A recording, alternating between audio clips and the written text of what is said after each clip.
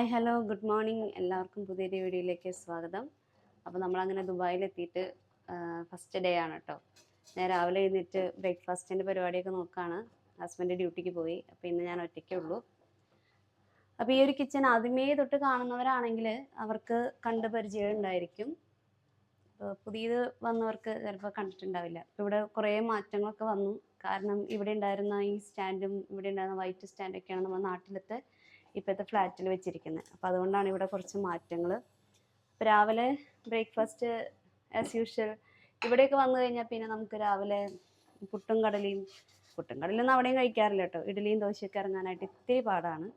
അപ്പോൾ നമ്മളിന്ന് പൊറോട്ടയും ചീസൊക്കെ വെച്ചിട്ടുള്ളൊരു റോൾ ഉണ്ടാക്കി കഴിക്കാമെന്ന് വിചാരിച്ചു. നമുക്ക് ഈസി പീസി ആയിട്ട് എളുപ്പത്തിൽ ചിക്കൻ റോൾ ഉണ്ടാക്കാം. ഞാൻ പൊറോട്ടയിലാണ് ഉണ്ടാക്കുന്നത്.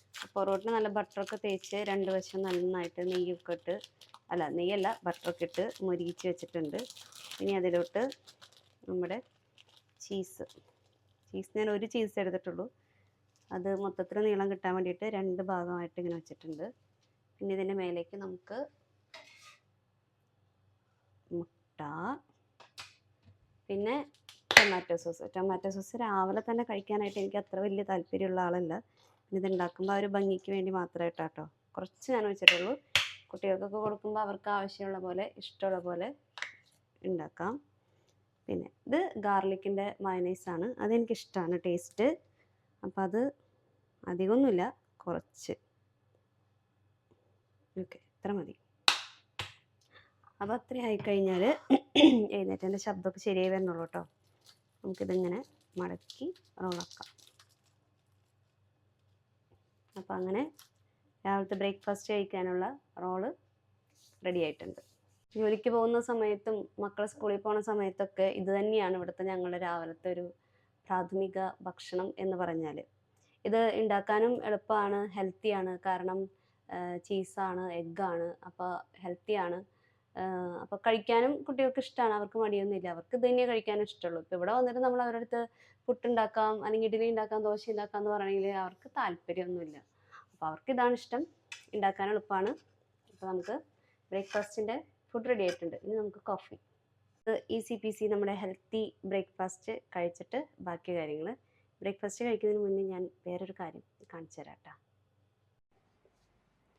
അപ്പോൾ ഞാൻ കാണിച്ചു തരാമെന്ന് പറഞ്ഞത് എന്താണെന്ന് വെച്ചാൽ എൻ്റെ ബർത്ത്ഡേ ആയിരുന്നല്ലോ. അപ്പോൾ ബർത്ത്ഡേക്ക് വിചാരം നാട്ടിലുണ്ടായിരുന്നില്ല. അപ്പോൾ വന്നപ്പോൾ എനിക്ക് കുറച്ച് ഗിഫ്റ്റൊക്കെ മേടിച്ച് വെച്ചിട്ടുണ്ടായിരുന്നു. അപ്പോൾ അത് ഇന്നലെ വന്നപ്പോൾ എനിക്ക് തന്നു. അപ്പോൾ ഇതാണ് ഒന്ന്. ഇത് ബാത്ത് ആൻഡ് ബോഡി വർക്സിൻ്റെ കുറച്ച് ബോഡി സ്പ്രേയും ഷവർ ജെല്ലും അങ്ങനെയൊക്കെയാണ്. ഇതിനകത്ത് എന്താണെന്നുള്ളത് കറക്റ്റായിട്ട് ഇത് പൊട്ടിച്ച് നോക്കിയാൽ തന്നെ ബോഡി ക്രീം ഉണ്ട് ഇതിനകത്ത്. പിന്നെ എനിക്ക് കാണുന്നില്ല ഇതിനകത്ത് എഴുതിക്കുന്നത് എന്താണെന്ന്. ഞാൻ പൊട്ടിച്ചില്ല. അപ്പോൾ ഇതാണ് ഒരു ഗിഫ്റ്റ്. പിന്നത്തെ ഗിഫ്റ്റ് എന്ന് വെച്ചാൽ ഒരു വാച്ചാണ്. സിൽവർ സ്ട്രാപ്പായിട്ടുള്ള വാച്ചാണ്. ഉള്ളിലത്തെ ഡയൽ ഒരു യെല്ലോ ഗ്രീനിഷ് കളറാണ് കേട്ടോ. ഉള്ളിലത്തെ ഡയലിൻ്റെ കളർ എനിക്ക് അത്രയും ഇഷ്ടപ്പെട്ടില്ല എന്ന് ഹസ്ബൻഡ് അടുത്ത് ഞാൻ പറഞ്ഞു. പക്ഷേ ആൾക്ക് ഈ യെല്ലോ ഗ്രീൻ കളർ കോമ്പിനേഷൻ ഇഷ്ടമാണ്.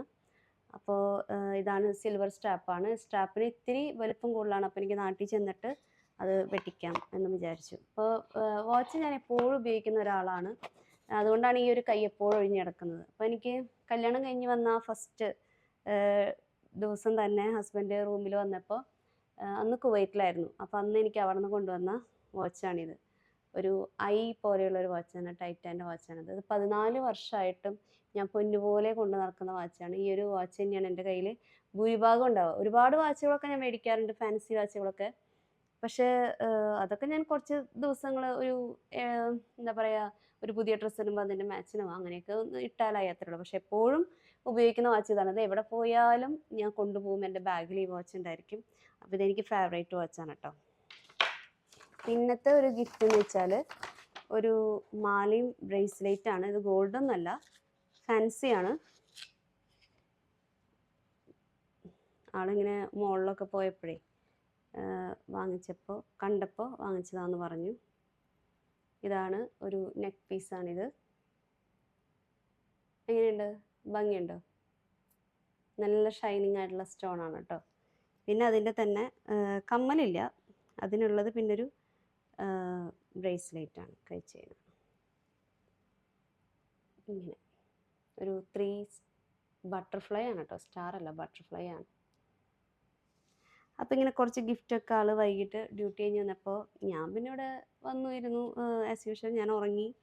അപ്പോൾ അതൊക്കെ കഴിഞ്ഞ് ആൾ വന്നപ്പോൾ എനിക്കെടുത്ത് തന്നതാണ്. അപ്പോൾ അങ്ങനെ ഒത്തിരി സന്തോഷമായി. ഇപ്പോൾ നമ്മൾ ഭാര്യയ്ക്കാണെങ്കിലും ഭർത്താവിനാണെങ്കിലും എന്താ പറയുക, ഇതുപോലുള്ള ചെറിയ ചെറിയ ഗിഫ്റ്റുകളൊക്കെ കൊടുക്കുമ്പോൾ, നമുക്ക് പറ്റുന്ന പോലെയുള്ള ഗിഫ്റ്റൊക്കെ കൊടുക്കുമ്പോൾ അത് നമ്മളുടെ ലൈഫിനെ ഒരു റിജുവിനേറ്റ് ചെയ്യുന്നതിൻ്റെ ഒരു പ്രോസസ്സിങ് കൂടിയാണ് അല്ലേ.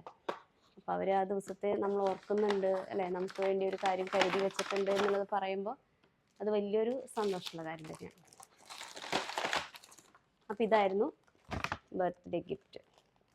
അപ്പോൾ അത് കഴിഞ്ഞു. അപ്പോൾ ഞാൻ ചായ കുടിക്കട്ടെ. പിന്നെ കുക്കിംഗ് പരിപാടികളൊക്കെ ചെയ്യണമെന്നുണ്ട്. പിന്നെ നമ്മളിനിപ്പോൾ അധികം ദിവസമൊന്നും ഇവിടെ ഇല്ല. നമ്മളിനിപ്പോൾ ഒരു 2-3 ദിവസം കൂടി ഉള്ളൂ. അതിനിടയ്ക്ക് ബിരിയാണി ഡ്യൂട്ടി ഉണ്ട്. ഒരു 2 days ഓഫ് വരുന്നുണ്ട് അതിൻ്റെ ഇടയ്ക്ക്. പിന്നെ നമ്മുടെ ആ കാര്യങ്ങൾക്കൊക്കെ വേണ്ടി പോകണം. അപ്പോൾ കുക്കിംഗ് ഒന്ന് വൈകിട്ട് ചെയ്യാമെന്ന് ഞാൻ വിചാരിക്കുന്നു. ഉച്ചയ്ക്ക് എന്തായാലും ചെയ്യില്ല. വൈകിട്ട് വെയിലൊക്കെ ഒന്ന് ആറി പതുക്കെ കിച്ചണിലേക്ക് കടക്കാമെന്ന് വിചാരിക്കുന്നു. അപ്പോൾ എന്തായാലും ഇപ്പം ഞാനിനി ബ്രേക്ക്ഫാസ്റ്റ് കഴിച്ചിട്ട് ഇവിടെ വരുമ്പോഴാണ് രാവിലെ 24 ന്യൂസും ടി വിയൊക്കെ കാണുന്നത്. അപ്പോൾ അതുപോലെ തന്നെ ഞാനിപ്പോൾ ടി വിയൊക്കെ വെച്ചിട്ടാണ് ബ്രേക്ക്ഫാസ്റ്റ് കഴിക്കാൻ പോണേ. ഇവിടെ വന്ന് ഞാൻ ഇന്നലെ യൂട്യൂബിലെ വ്ളോഗുകളും ഇതൊക്കെ കണ്ടപ്പോഴാണ് ഇവരൊക്കെ എവിടെയായിരുന്നു. നാട്ടിൽ എനിക്കിതിനൊന്നിനും ഇപ്പോൾ സമയം കിട്ടാറുമില്ല. ഞാൻ ടി വി എന്ന് പറയുന്നത് എപ്പോഴും മോൻ്റെ കയ്യിലായിരിക്കും. സമയമുള്ളപ്പോൾ അവനവൻ്റെ ഗെയിമും കാര്യങ്ങളൊക്കെ ആയിട്ട് കളിച്ചുകൊണ്ടിരിക്കുകയായിരിക്കും. ഞാൻ എന്തെങ്കിലും ഒരു കാര്യം കാണുന്നുണ്ടെങ്കിൽ തന്നെ അത് ഫോണിലാണ് കാണാറുള്ളത്. അപ്പോൾ സമയം ഉണ്ടെങ്കിലൊക്കെ കാണും. ഇവിടെ വന്നപ്പോഴാണ് ഇപ്പോൾ ഇവരെയൊക്കെ ഒന്ന് ഓർമ്മപ്പെടുത്തുന്നത്, പരിചയം പുതുക്കുന്നത്. അപ്പം ഞാനിനി കോഫി കുടിക്കട്ടെ കേട്ടോ.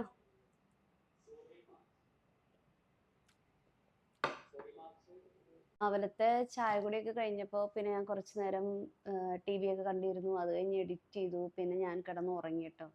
എന്നിട്ടിപ്പോൾ ഇതിനകത്തിരുന്ന് ചെയ്യാം. അപ്പം ഞാൻ പുറത്താണെങ്കിൽ നല്ല ചൂട്, കടയിൽ പോകാനൊന്നും മൂഡ് തോന്നിയില്ല. അപ്പം ഞാൻ ഉറങ്ങി എഴുന്നേറ്റു. അപ്പോൾ ഫുഡൊന്നും ഇവിടെ ഞാൻ ഉണ്ടാക്കിയിട്ടില്ല.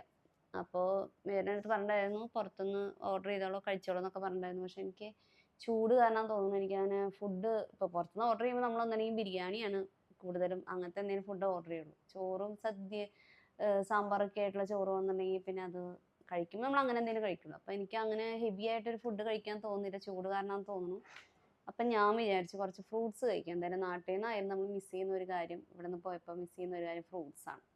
അപ്പം ഞാൻ നല്ല വാട്ടർ മെലൺ ഉണ്ട്, ബനാനയുണ്ട്, പിന്നെ പിയർ ഉണ്ട്. അപ്പോൾ ഇത്രയും ഫ്രൂട്ട്സ് കഴിച്ചു കഴിഞ്ഞാൽ എനിക്കിത് മുഴുവൻ കഴിക്കാൻ പറ്റുമെന്ന് അറിയില്ല. എനിക്ക് ധാരാളമാണ്. പിന്നെ വേണമെങ്കിൽ നട്ട്സ് ഉണ്ട്, വേണമെങ്കിൽ അതൊക്കെ കൂടി കഴിക്കാം. അപ്പോൾ ഇതൊക്കെ കഴിച്ച് വയറ് നിറയ്ക്കാമെന്ന് ഞാൻ വിചാരിച്ചു. പിന്നെ ഇനി വിചാരം വരുമ്പോഴല്ലേ, വിചാരം വരുമ്പോൾ എനിക്ക് രാത്രിയാവും. അപ്പോൾ പിന്നെ ഒരുമിച്ചിരുന്ന് അപ്പോഴേക്കും അടുത്ത വിശപ്പിൻ്റെ സമയമാവും. അപ്പോൾ പിന്നെ ഒരുമിച്ചിരുന്ന് എന്തെങ്കിലും ഫുഡ് കഴിക്കാൻ സന്തോഷമാണ്. അപ്പോൾ അങ്ങനെ വർത്താനം, പിന്നെ വിചാരം നാളെ അവധിയാണ്. അപ്പോൾ കുറേ നേരം വർത്താനമൊക്കെ പറഞ്ഞ് സാവധാനം പോലെ ഫുഡൊക്കെ കഴിച്ച് അപ്പോൾ അത് ഓക്കെയാണ്. എനിക്കൊരു പണിയുള്ളത് എന്താണെന്ന് വെച്ചാൽ ഞാൻ കാണിച്ചു തരാം കേട്ടോ. ഇത് കണ്ടോ, ഇത് നമ്മുടെ മണി പ്ലാന്റുകളായിരുന്നു. ഇതെല്ലാം ആകെ തളർന്നൊടിഞ്ഞു. വീടൻ വെള്ളമൊക്കെ കൃത്യമായിട്ട് ഒഴിച്ചേർന്ന് തന്നെയാണ്. പക്ഷെ നമ്മൾ ഈ റൂം അടച്ചിട്ട് ഡ്യൂട്ടിക്ക് പോകുന്ന സമയത്ത് റൂം അടച്ചിട്ട് പോകുന്നു. പിന്നെ ഇത്രയും ചൂടൊക്കെ അല്ലായിരുന്നേ, അപ്പം അതുകൊണ്ട് അത് ആകെ നശിച്ചു പോയി. അപ്പം എൻ്റെ അടുത്ത് പറഞ്ഞത് നമുക്ക് വരുമ്പോൾ ഇത് മാറ്റി വെള്ളത്തിലോട്ട് വെക്കാം എന്ന് പറഞ്ഞത്. കാരണം വെള്ളത്തിലിരിക്കുന്നതിന് കുഴപ്പമില്ല, മണ്ണിലിരിക്കുന്നതിനാണ് കുഴപ്പം. ഇതിപ്പോൾ നോക്കണം, എനിക്ക് തന്നെ ഇതിൻ്റെ മണ്ണൊക്കെ മാറ്റി നമ്മളിനി അത് മണ്ണ് വേസ്റ്റിലിടാനേ പറ്റുള്ളൂ. ഇനിയിപ്പോൾ എന്തായാലും വേറെ ചെടിയൊന്നും വെക്കണില്ല. അപ്പോൾ ഇതിൻ്റെ മണി പ്ലാന്റ് കുത്തിയെടുത്ത് ഒരു വെള്ളത്തിൻ്റെ ബോട്ടിലേക്ക് വെക്കണം എന്ന് ആണ് വിചാരിച്ചിരിക്കുന്നത്. ഇത് ഇവിടെ വെള്ളത്തിൻ്റെ ബോട്ടിലിരിക്കുന്ന മണി പ്ലാന്റ് കണ്ടോ, ഇതിന് വലിയ കുഴപ്പമില്ല. അപ്പം ഞാൻ ഇത് ഇത്തിരിയും കൂടെ എന്താ പറയുക, ഈ കുപ്പി ഇങ്ങനെ കുഞ്ഞു കുപ്പിയല്ല, അപ്പോൾ വായുവട്ടം ഇത്തിരിയും കൂടെ വലിപ്പമുള്ള ഒരു ബോട്ടിലേക്ക് മാറ്റി വെക്കണം എന്ന് വിചാരിക്കുന്നു. ഇതിവിടെ നല്ല ഫ്രഷ് ആയിട്ട് ഇരിക്കുന്നുണ്ട്, ഇതിനൊരു കുഴപ്പമില്ല. ഇതങ്ങനെ നെക്സ്റ്റ് ഡേ ആണ് കേട്ടോ. അപ്പോൾ നെക്സ്റ്റ് ഡേ നമ്മൾ പുറത്തൊന്ന് പോവാണ്. ഇന്നലെ വൈകിട്ട് പിന്നെ നമുക്ക് റിലേറ്റീവ്സ് വന്നു. പിന്നെ അവരായിട്ട് കുറച്ച് നേരം സംസാരിച്ചിരുന്നു. പിന്നെ വിചാരൻ ഡ്യൂട്ടി കഴിഞ്ഞ് വന്നു. നമ്മൾ പുറത്തുനിന്ന് ഫുഡൊക്കെ കഴിച്ചു. അങ്ങനെയൊക്കെ ആയിട്ട് ഇന്നലത്തെ ഒരു ദിവസം കഴിഞ്ഞു. അപ്പോൾ ഇന്ന് നമ്മളിങ്ങനെ പതുക്കെ ഒന്ന് പുറത്തോട്ട് ഇറങ്ങിയിരിക്കുകയാണ് കേട്ടോ. ആദ്യത്തെ കാര്യം എന്ന് വെച്ചാൽ ഞാൻ പറഞ്ഞല്ലോ, എൻ്റെ മുടി ആകെ ഒരു ഫ്രിസി ഹെയർ ആയിട്ടാണ് ഇരിക്കുന്നത്. അപ്പോൾ അതിൻ്റെ ഒരു പരിഹാരമാണ് ആദ്യത്തെ കാര്യം. അപ്പോൾ വീണ്ടും കെരാറ്റിൻ ട്രീറ്റ്മെൻറ്റ് വേണമെങ്കിൽ ചെയ്യാം. പക്ഷേ എനിക്ക് എപ്പോഴൊക്കെ ഈ ട്രീറ്റ്മെൻറ്റ് ചെയ്തിട്ടുണ്ട് അപ്പോഴൊക്കെ ആദ്യത്തെ ഒരു 1 വീക്ക് കുഴപ്പമുണ്ടാവില്ല. പിന്നെ മുടി ഭയങ്കര പൊഴിച്ചിലായിരിക്കും. അപ്പോൾ ഞാൻ അതിൻ്റെ ഒരു പരിഹാരത്തിന് വേണ്ടിയിട്ടാണ് വരുന്നത് കേട്ടോ. അപ്പോൾ ഞാനിവിടെ എന്താ പറയുക, മയാൻ ബ്യൂട്ടി സെൻറ്റർ ഉണ്ട്. അതായത് അൽനാദ NMC ഹോസ്പിറ്റലിൻ്റെ ഓപ്പോസിറ്റ് ട്ടോ. ഇവിടെയുള്ളവർക്ക് അറിയണമെങ്കിൽ അതിന് വേണ്ടിയിട്ടാണ് ഞാൻ പറയുന്നത്. ഇതാണ് ഞാൻ സ്ഥിരമായിട്ട് വരുന്ന ബ്യൂട്ടി പാർലർ. ഇവിടെയാണ് ഞാൻ മുൻപൊക്കെ കെരാറ്റിൻ ട്രീറ്റ്മെൻറ്റ് 2, 3 പ്രാവശ്യം, ഫസ്റ്റത്തെ പ്രാവശ്യം ഞാൻ തൃശ്ശൂരാണ് ചെയ്തത്. പിന്നെയൊക്കെ ഞാൻ ചെയ്തത് ഇവിടെ വെച്ചിട്ടാണ്. അപ്പോൾ ഇവിടുന്ന് അവരെനിക്കൊരു കണ്ടീഷണർ തന്നിട്ടുണ്ടായിരുന്നു. അപ്പോൾ ഞാനത് സ്ഥിരമായിട്ട് യൂസ് ചെയ്യുമ്പോൾ എനിക്കൊരു കുഴപ്പമുണ്ടായിരുന്നില്ല. അപ്പോൾ ചേട്ടൻ എന്നെ അവിടെ ഇറക്കിയിട്ട് ATMൽ നിന്ന് പൈസ എടുക്കാനായിട്ട് പോയിക്കാണ് ട്ടോ. അപ്പോൾ ഞാനിങ്ങനെ വെയിലില്ലാത്തൊരു ഭാഗം നോക്കി ഒതുങ്ങി നിൽക്കാണ്. ഞാൻ ഇടയ്ക്ക് നോക്കുന്നുണ്ട് വരുന്നുണ്ടോയെന്ന്. ഭയങ്കര വെയിലാണ് ട്ടോ. നമ്മളിങ്ങനെ നാട്ടിൽ നിന്നൊക്കെ വന്നിട്ട് ഇവിടെ പുറത്തിറങ്ങി നിൽക്കുമ്പോൾ നമ്മളിങ്ങനെ ഉരുകി ഒഴുകി പോകുന്ന പോലെയാണ്. അപ്പോൾ അങ്ങനെ നമ്മളവിടുന്ന് കണ്ടീഷണറൊക്കെ വാങ്ങിച്ചു. അതിൻ്റെ കൂടുതൽ കാര്യങ്ങൾ ഞാൻ വീട്ടിലെത്തിയിട്ട് പറഞ്ഞുതരാം ട്ടോ.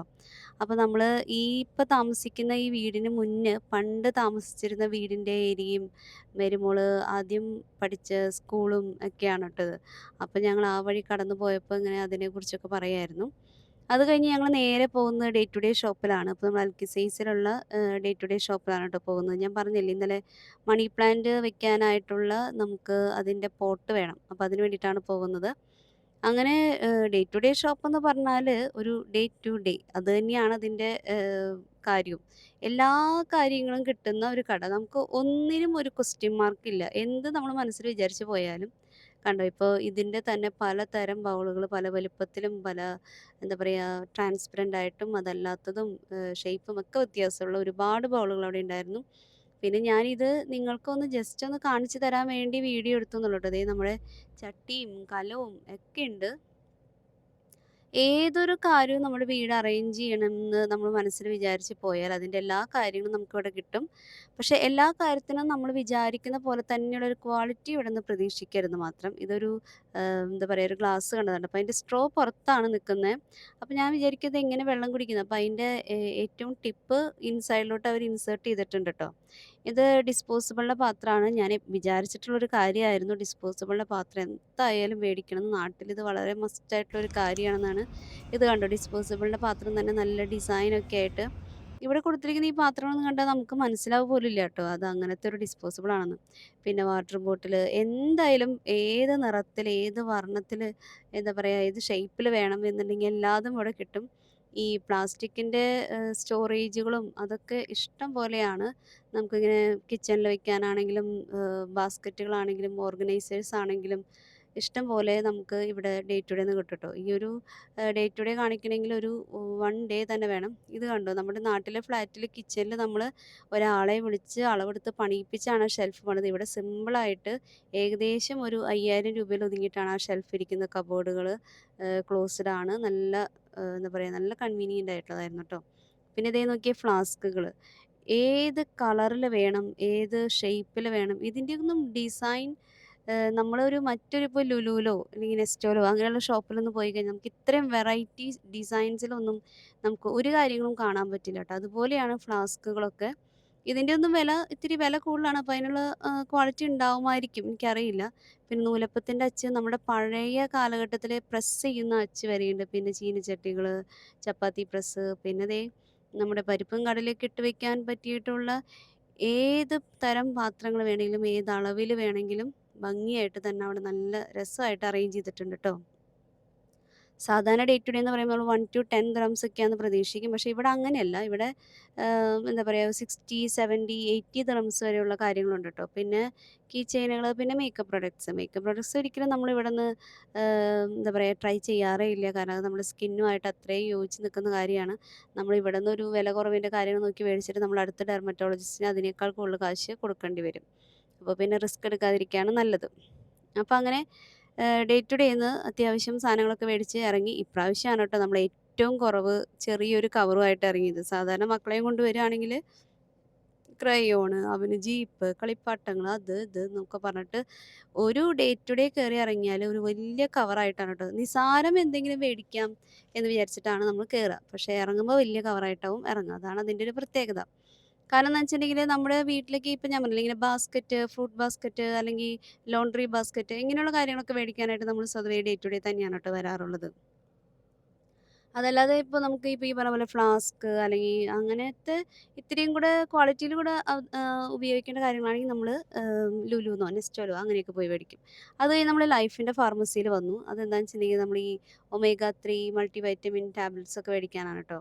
അപ്പോൾ ചേട്ടൻ എൻ്റെ അടുത്ത് എപ്പോഴും പറയും, ഭക്ഷണം ശ്രദ്ധിച്ച് കഴിച്ച് എല്ലാ വിറ്റമിൻസും പ്രത്യേകിച്ച് വൈറ്റമിൻ ഡി നമുക്ക് ഫുഡിൽ നിന്ന് കിട്ടാൻ വളരെ ബുദ്ധിമുട്ടുള്ളൊരു വൈറ്റമിനാണത്.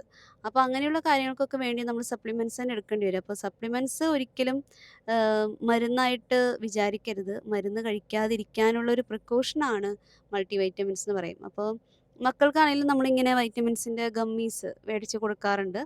അപ്പോൾ അങ്ങനെ അവിടുന്ന് കുറച്ച് വൈറ്റമിൻ ടാബ്ലറ്റ്സുകളും കാര്യങ്ങളൊക്കെ മേടിച്ച് നമ്മൾ തലാലി വന്നു. നമ്മളുടെ വ്ളോഗ് ആദ്യമേ തൊട്ട് കാണുന്നവർക്ക് കാണുമ്പോൾ മനസ്സിലായിട്ടുണ്ടാവും തലാൽ. നമ്മളിപ്പോൾ നമ്മളുടെ നാട്ടിലൊക്കെ നമ്മൾ ബാലൻ ചേട്ടൻ്റെ കട, കൃഷ്ണൻ ചേട്ടൻ്റെ കട എന്നൊക്കെ പറയുന്ന പോലെ നമ്മുടെ അയൽപക്കത്തെ തൊട്ടടുത്ത കടയാണ് തലാൽ. ഇവിടെ ഒരുപാട് മാറ്റങ്ങൾ വരുത്തി റിനോവേഷനൊക്കെ കഴിഞ്ഞ് നല്ല അടിപൊളിയായിട്ടാണ് കേട്ടോ തലാൽ ഇരിക്കുന്നത്. അപ്പോൾ ഇവിടെ വന്നപ്പോൾ എന്താ പറയുക, കണ്ണ് നിറച്ച് നല്ല ഭംഗിയുള്ള പച്ചക്കറിയും മെയിനായിട്ട് എനിക്ക് ഇവിടെ നിന്ന് പോയപ്പോൾ മിസ് ചെയ്യുന്ന കാര്യം ഫ്രൂട്ട്സാണ് കേട്ടോ. അപ്പോൾ ഫ്രൂട്ട്സും വെജിറ്റബിൾസും എല്ലാം കണ്ടു. എന്ത് നല്ല ഫ്രഷ് ആയിട്ടാണ്. ഓണത്തിൻ്റെ തലേദിവസമാണ് കാര്യം നമ്മൾ എത്തുന്നത്. ഇവിടെ നിന്ന് കുറച്ച് വെജിറ്റബിൾ മേടിച്ച് കൊണ്ടുപോയാലോ എന്നാണ് ഞാൻ വിചാരിക്കുന്നത്. നമ്മൾ നാട്ടിലെത്തുമ്പോഴേക്കും പച്ചക്കറിക്കൊക്കെ നല്ല തീ പിടിച്ച വിലയായിട്ടുണ്ടാവില്ലേ. ഇവിടെ പിന്നെ ഇവിടെയും അതിനനുസരിച്ച് വിലയൊക്കെ കൂടും ഓണത്തിൻ്റെ സമയമാകുമ്പോൾ. എന്നാലും ഓഫറുകളും കാര്യങ്ങളൊക്കെ ഉണ്ടാവും. നല്ല വെജിറ്റബിളാണ് എല്ലാതും. നല്ല ഫ്രൂട്ട്സും കാര്യങ്ങളൊക്കെ മേടിച്ചു. അപ്പോൾ നമ്മളും കുറച്ച് കാര്യങ്ങളൊക്കെ മേടിച്ച് വീട്ടിലോട്ട് മടങ്ങാമെന്ന് വിചാരിച്ചു. അപ്പോൾ ബീഫ് വയ്ക്കാമെന്നാണ് വിചാരിച്ചത്. പിന്നെ ചേട്ടൻ പറഞ്ഞു നാട്ടിൽ പോയിട്ട് നല്ല സൂപ്പർ ബീഫ് കഴിക്കാമല്ലോ. ബീഫും മട്ടനും എന്താ പറയുക ബോട്ടിയോ ലിവറോ പിന്നെ ചിക്കനോ ഫിഷൊക്കെ ഏത് തരം വേണമെങ്കിലും എങ്ങനെ വേണമെങ്കിലും മുറിച്ച് നല്ല ക്ലീൻ ആക്കി അവർ തരും. പക്ഷേ എന്നിരുന്നാലും ബീഫിൻ്റെ കാര്യത്തിൽ നമ്മൾ നാട്ടിൽ പോയിട്ട് കഴിക്കുന്ന ബീഫിന് തന്നെയാണ് കേട്ടോ ടേസ്റ്റ്. അതുപോലെ പോർക്കാണെങ്കിലും നമുക്കിവിടെ ഫ്രോസൺ ആണ് കിട്ടുക. പോർക്ക് നമുക്ക് എല്ലാ ഷോപ്പിലും മേടിക്കാൻ കിട്ടില്ല. ഈ ഫിലിപ്പീൻസിൻ്റെ മെയിനായിട്ട് വെസ്റ്റ് സോൺ എന്നൊക്കെ പറയുന്ന സൂപ്പർ മാർക്കറ്റിൽ, പിന്നെ കാരിഫോറിൽ കിട്ടുമെന്ന് എനിക്കറിയില്ല. അങ്ങനെ ചില ചില സ്ഥലങ്ങളിലൊക്കെയാണ് പോർക്ക് കിട്ടുള്ളൂ. എന്തായാലും ബീഫിന് ഏറ്റവും നല്ലത് നമ്മുടെ നാട് തന്നെയാണ്. അങ്ങനെ വെയിലൊക്കെ കൊണ്ട് ചൂടായി നിൽക്കല്ലേ. അപ്പോൾ ദേ അവിടെ 1 ദിറംസിൻ്റെ ഐസ്ക്രീം ഏത് ഫ്ലേവർ വേണം, മാംഗോയുണ്ട്, സ്ട്രോബെറി, വാനില, ബട്ടർ സ്കോച്ച്, പിസ്ത എല്ലാം ഉണ്ട്. അപ്പോൾ ഞാനൊരു മാംഗോൻ്റെ ഒരു ചെറിയൊരു 1 ദിറമിൻ്റെ ഒരു ഐസ്ക്രീം മേടിച്ചു. ചേട്ടൻ മേടിച്ചില്ല.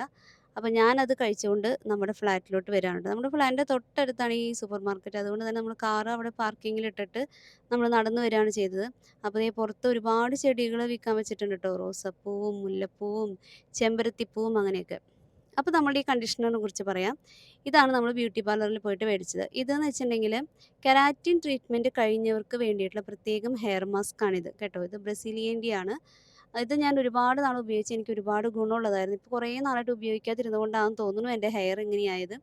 ഇതെങ്ങനെയാണെന്ന് വെച്ചിട്ടുണ്ടെങ്കിൽ ഇത്രയും പോകുന്ന ഒരു ബോട്ടിൽ, അതായത് 1000 ml ബോട്ടിലിന് 115 ദിറംസാണ് ഇതിൻ്റെ വില. ഇതിൽ പടം കൊടുത്തിട്ടുള്ള പോലെ തന്നെ ആ ഒരു ഫ്രിസി ഹെയറിനെ ഇതുപോലെ സ്മൂത്ത് ആൻഡ് ഷൈൻ ആക്കും എന്നുള്ളതാണ് ഇതിൻ്റെ പ്രത്യേകത.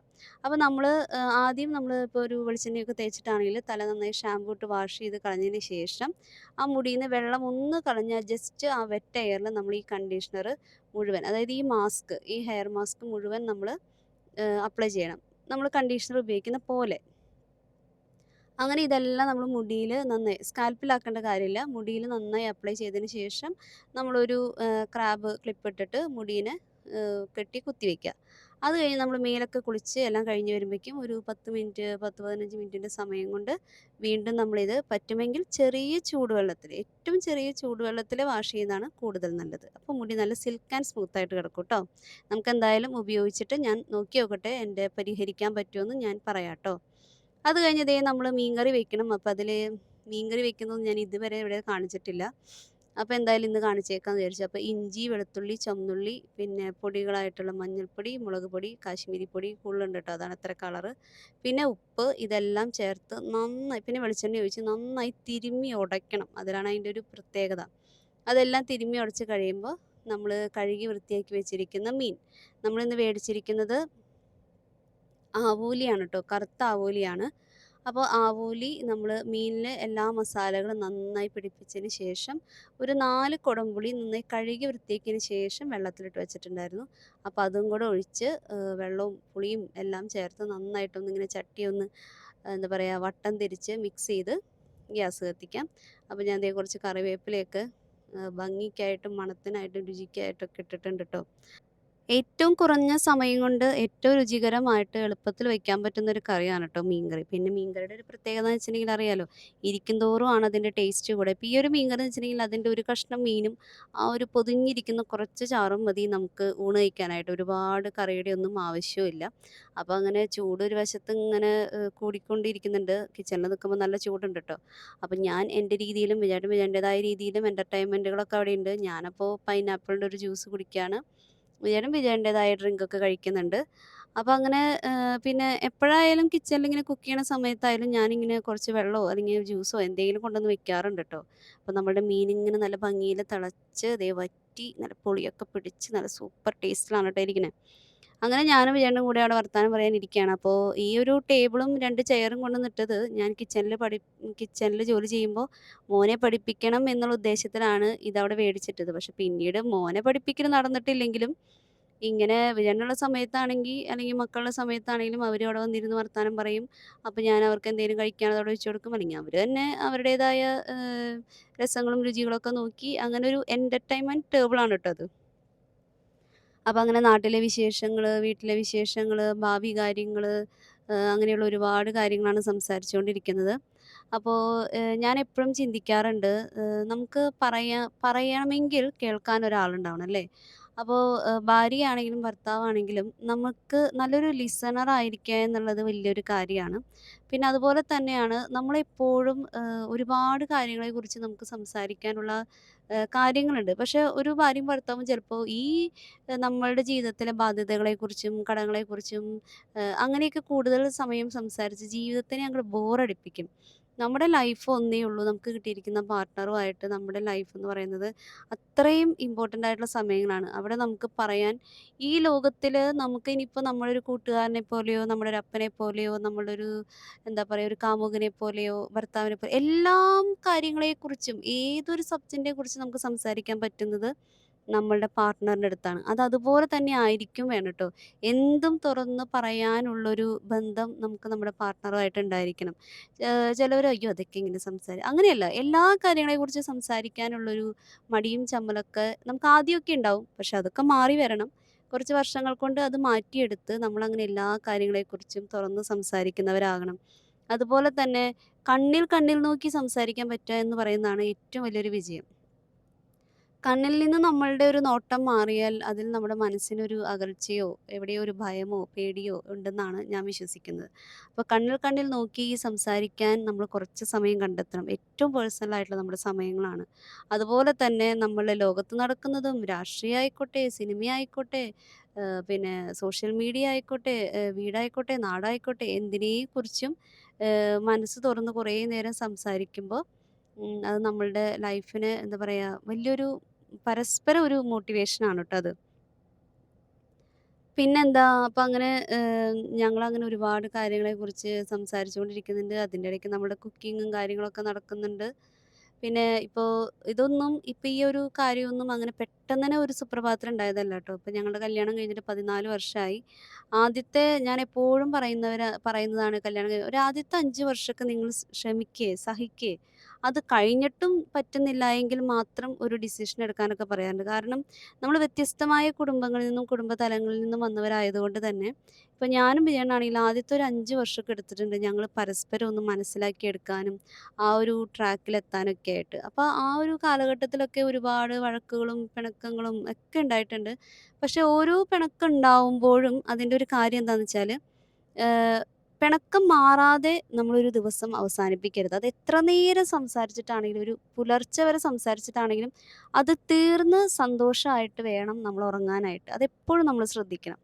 അതുപോലെ തന്നെ ഒരു കാര്യമാണ് ഒരു പ്രാവശ്യം ഉണ്ടായ ഒരു കാരണം പിന്നീട് റിപ്പീറ്റ് ചെയ്യാതിരുന്ന് കഴിഞ്ഞാൽ 5 വർഷം കൊണ്ടല്ല 3 വർഷം കൊണ്ട് തീരാവുന്ന പ്രശ്നങ്ങളൊക്കെ ഉള്ളൂ അല്ലേ. നമ്മൾ ഓരോ സിറ്റുവേഷൻ ഓരോ പിണക്കങ്ങൾ കഴിഞ്ഞ് അതിൻ്റെ ഇണക്കത്തിലെത്തുമ്പോഴും ഞങ്ങളതിനെക്കുറിച്ച് സംസാരിക്കാറുണ്ട്. എന്തുകൊണ്ടാണ് നമ്മൾ പിണങ്ങിയത്? അല്ലെങ്കിൽ എന്തുകൊണ്ടാണ് ആ നേരത്ത് എനിക്ക് ദേഷ്യം വന്നത്? അല്ലെങ്കിൽ എന്തൊക്കെ കാരണങ്ങൾ നമ്മൾ വഴക്ക് കൂടുമ്പോൾ നമ്മൾ എന്തൊക്കെയോ പറയല്ലേ? അപ്പോൾ അത് പറഞ്ഞത് എന്തുകൊണ്ടാണ്? അപ്പോൾ അതിനെക്കുറിച്ച് വിശദമായിട്ടുള്ളൊരു ചർച്ച ഞങ്ങള് എന്താ പറയുക സംസാരിച്ച് തീർക്കും. അപ്പോൾ പിന്നീട് നമുക്ക് അത് മനസ്സിലാക്കി കഴിയുമ്പോൾ ആ ഒരു സെയിം പ്രോബ്ലം പിന്നെ റിപ്പീറ്റ് ചെയ്യില്ല. അങ്ങനെ റിപ്പിറ്റേഷൻ ഇല്ലാതായി, ഇല്ലാതായി വരുമ്പോൾ പിന്നെ നമുക്കങ്ങനെ പ്രത്യേകിച്ച് കാരണങ്ങളൊന്നുമില്ല. കാരണം നമ്മൾ പരസ്പരം മനസ്സിലാക്കി വരുമ്പോൾ നമ്മുടെ രണ്ടുപേരുടെയും ചിന്താഗതികളും നമ്മളുടെ ആ ഒരു ടേസ്റ്റും എല്ലാം ഒന്നായി, ഒന്നായി, ഒന്നായി വരുമ്പോഴാണ് ഇപ്പോൾ നമ്മളൊരു വിവാഹ ജീവിതത്തിൽ ഫിസിക്കൽ റിലേഷൻ ഒന്നാവുക എന്ന് പറയുന്നത് പെട്ടെന്ന് നടക്കും.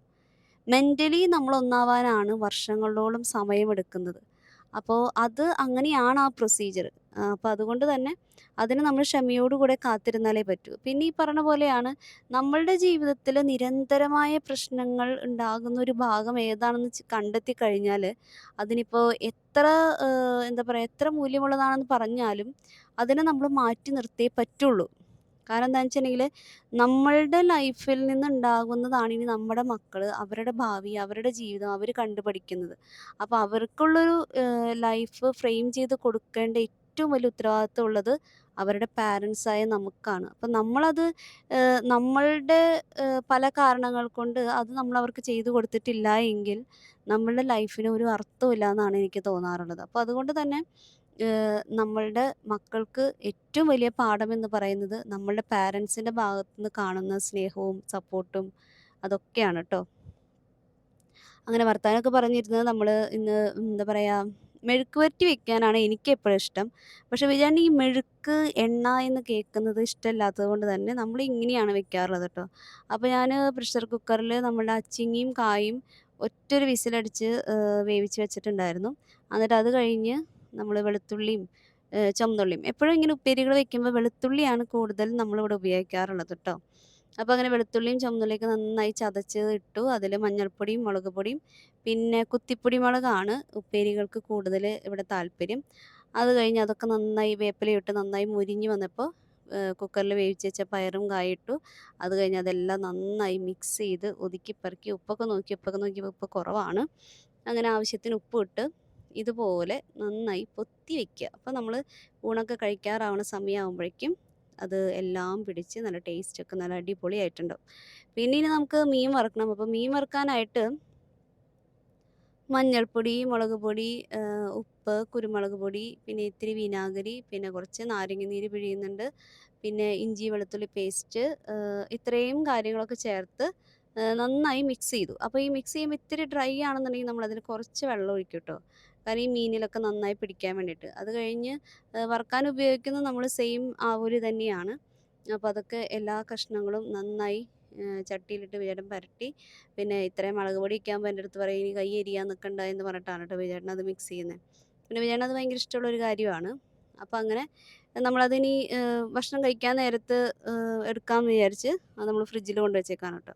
അപ്പോൾ നമുക്ക് ഇന്നലെ നമ്മൾ പറഞ്ഞു വെച്ച പണിയാണ് ഈ ചട്ടി ഒക്കെ വൃത്തിയാക്കുന്നത്. അപ്പം ഞാൻ മണ്ണ് അതിൽ കളഞ്ഞതിന് ശേഷം ഞാൻ നോക്കുകയാണ് മണ്ണിലേക്ക് എന്തെങ്കിലും പുഴുവോ എന്തെങ്കിലും ഉണ്ടെന്ന്. ചിലപ്പോഴൊക്കെ നമ്മളിങ്ങനെ ചെടി ചട്ടിയിൽ വെച്ചിട്ടേ ഇങ്ങനെ ചെടി ആകെ നാശമായി പോയി കഴിയുമ്പോൾ ഞാനിതുപോലെ അതിൻ്റെ മണ്ണ് മാറ്റാമെന്ന് വിചാരിക്കുമ്പോൾ ചിലപ്പോൾ അതിൽ നമ്മളിങ്ങനെ പുഴുക്കളെ കാണും, വലിയ പുഴുവിനെ കാണും. അപ്പോൾ എനിക്ക് തോന്നും ചിലപ്പോൾ ഈ പുഴു അതിൻ്റെ വേര് കുത്തി നശിപ്പിച്ചിട്ടായിരിക്കാം അതങ്ങനെ വന്നതെന്ന് വിചാരിക്കുകയും.